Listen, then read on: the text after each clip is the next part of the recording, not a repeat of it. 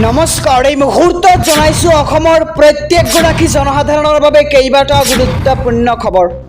আজি হৈছে 9 জানুৱাৰী। আজিৰ দিনটোতে অসমৰ লগতে ভাৰতবৰ্ষৰ বিভিন্ন প্ৰান্তৰ পৰা কেইবাটা গুৰুত্বপূৰ্ণ খবৰ যুগুত কৰা হৈছে। এই মুহূৰ্তত জনাইছো আজিৰ প্ৰথমটো খবৰ। আজিৰ প্ৰথমটো খবৰেই ৰাজ্যবাসীৰ বাবে এটা ডাঙৰ খবৰ। ৰাষ্ট্ৰপতিৰ হাতৰ পৰা মহম্মদ শামীয়ে গ্ৰহণ কৰিলে অৰ্জুন বঁটা। বিশ্বকাপত ভাল প্ৰদৰ্শন কৰাৰ বাবে মহম্মদ শামীক চৰকাৰে দিলে এই স্বীকৃতি। মহম্মদ শামীসহ আন 26জন খেলুৱৈকো প্ৰদান কৰা হ'ল এই বঁটা। আৰু এখন খেলত 7টা উইকেট দখলৰ পাছতে দেশবাসীৰ নয়নৰ মণি হৈছিল মহম্মদ শামী। আৰু বিগত বিশ্বকাপত 24টাকৈ উইকেট দখল কৰিছিল মহম্মদ শামীয়ে। প্ৰধানমন্ত্ৰী নৰেন্দ্ৰ মোদীয়েও সাৱটি ধৰিছিল মহম্মদ শামীক।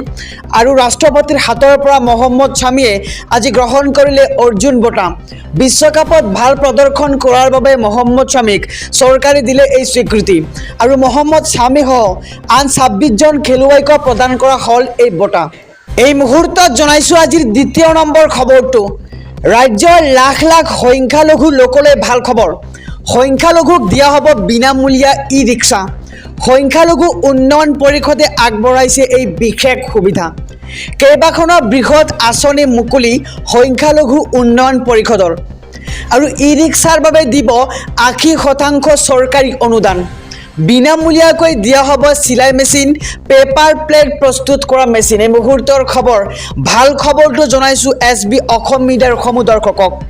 3 লাখতকৈ কম বাৰ্ষিক আয়ৰ লোকে কৰিব পাৰিব এই আবেদন।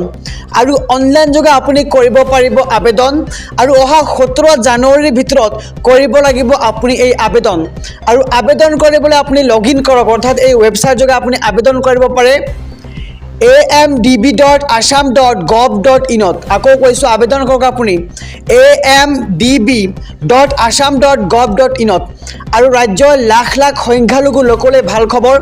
সংখ্যালঘুক দিয়া হ'ব বিনামূলীয়া ই ৰিক্সা, চিলাই মেচিন আৰু পেপাৰ প্লেট প্ৰস্তুত কৰা মেচিন।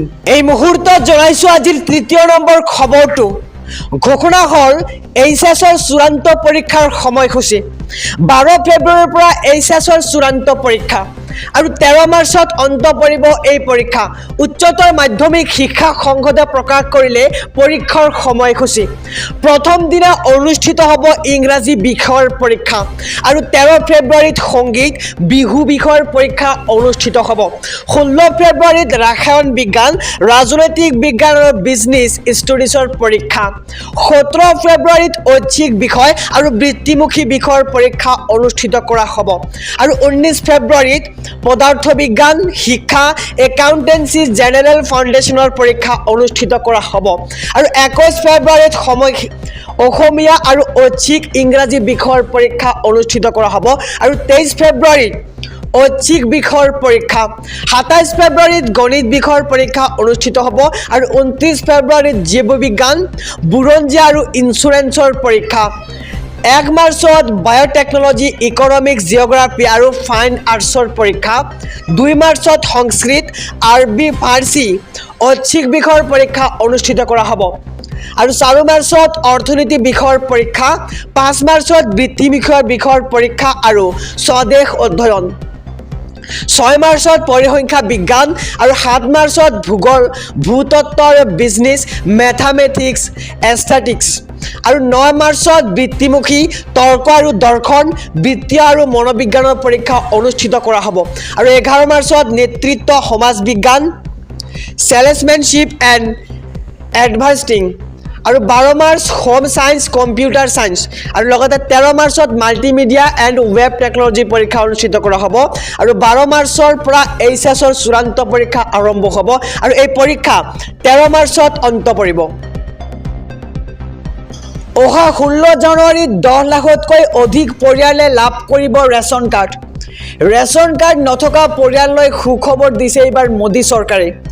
16ৰ পৰা 22 জানুৱাৰীলৈ প্ৰদান কৰা হ'ব 10,73,489খন নতুন ৰেচন কাৰ্ড আৰু 17 জানুৱাৰীৰ পৰা 28 জানুৱাৰীলৈ ৰাজ্যত পালন কৰা হ'ব বৰ্ধিত অন্ন সেৱা দিন আৰু এই দিনকেইটাত ৰেচন কাৰ্ডৰ নতুন হিতাধিকাৰীসকলে POS মেচিনৰ দ্বাৰা বিনামূলীয়া ৰেচন লাভ কৰিব পাৰিব।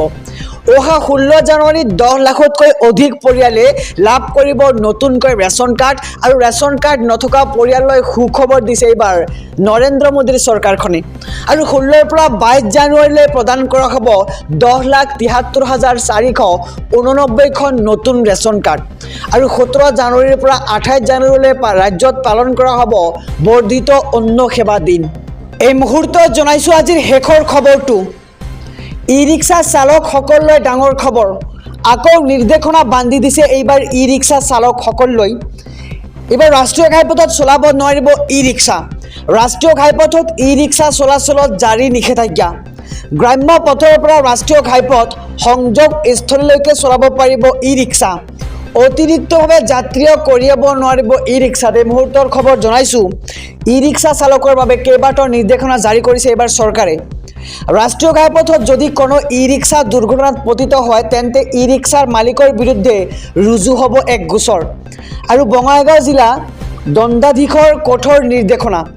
ই-ৰিক্সা চালকলৈ ডাঙৰ খবৰ। এইবাৰ ৰাষ্ট্ৰীয় ঘাইপথত চলাব নোৱাৰিব ই-ৰিক্সা। নিৰ্দেশনা বান্ধি দিয়া হৈছে।